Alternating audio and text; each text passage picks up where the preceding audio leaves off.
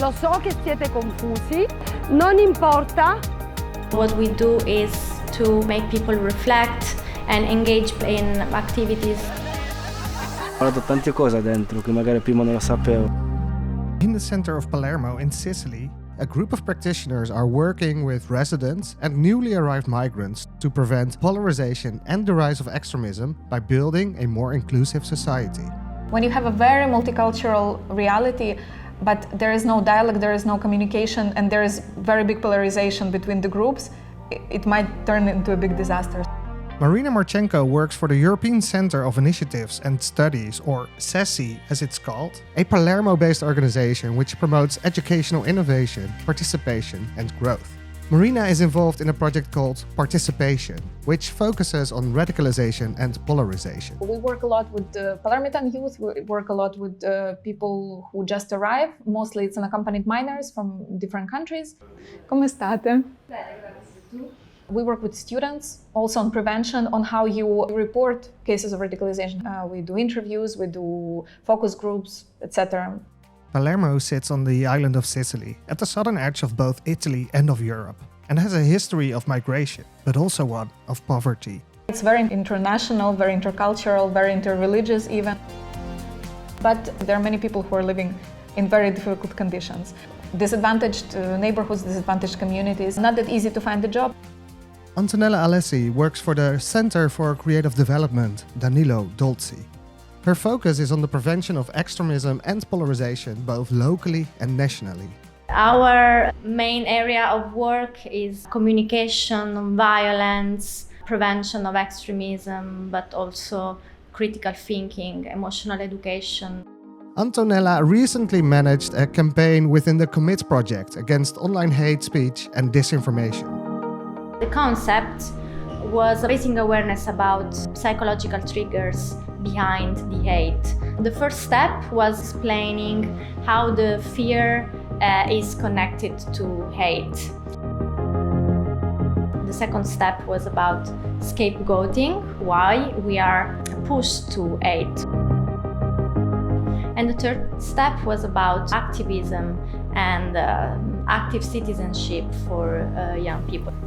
Marina meets up with Antonella to discuss the campaign findings and how they might be useful for future projects. For example, at the beginning we started to think about Facebook and Instagram, but then we understood that Facebook is not really a social media interesting for young people anymore. It's very important to have a very good network because you need to share the information, spread the information about what you're doing. So we moved to Instagram and we also tried a bit on TikTok, and you need to stay on page all the time with new trends. Okay, so the structure is really important, the structure of how you frame all the project, all the activities. Yes.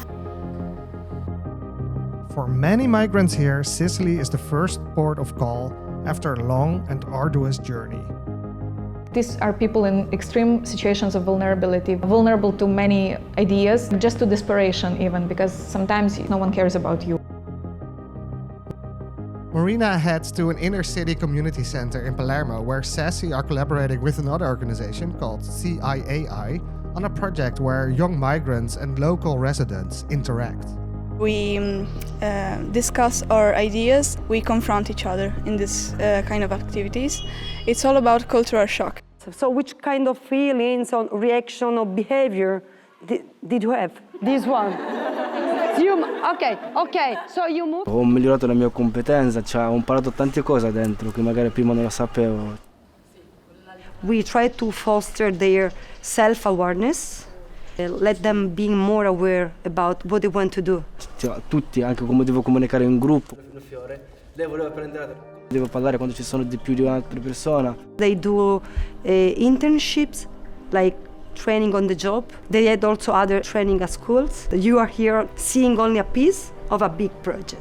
I hope that we will have more installments of this project because I believe that it works quite well and there is lots of continuity with people who enter in one project and they stay, become facilitators.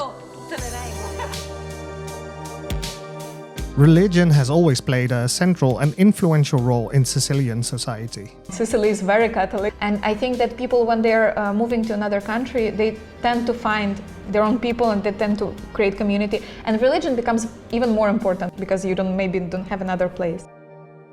For the participation project, Marina has been carrying out research looking into the role that religious institutions can play in the fight against polarization and division. She meets up with colleague Cinzia Broccolo, who has been researching the under-recording and under-reporting of hate speech and hate crimes against Muslim women within a project called Trust. I think that we might find many interesting points together in order to develop future projects and future ideas for already existing projects. Hate crimes and hate speech, they're really underreported in Italy. People most of the time don't know that it's a crime. There was something that was very shocking for me because the women with the job said that they were afraid to walk through the metro, because they were afraid that someone can push them. So they were always walking by the wall. In my project, we actually tried to create this interreligious network and speak with people from different religions about different problematics, and especially on problematic of polarization and also as consequence. This mixture of dialogue, research and action allows the organization to pressure for change. To help these women to face the problem they are facing right now. Through this constant communication, these organizations are working against hate, extremism and polarization to improve society in Palermo and beyond. I hope to see more dialogue, I hope to see more interaction. I want people to become one big community that speaks, expresses their feelings. I see actually a new generation coming on with more energy, more activism, more willing to do and to make their voice be heard. And what we can do is to learn from each other and hear from them what they want for their future. It's important to cooperate and to work together, to be together and learn how to live in harmony together.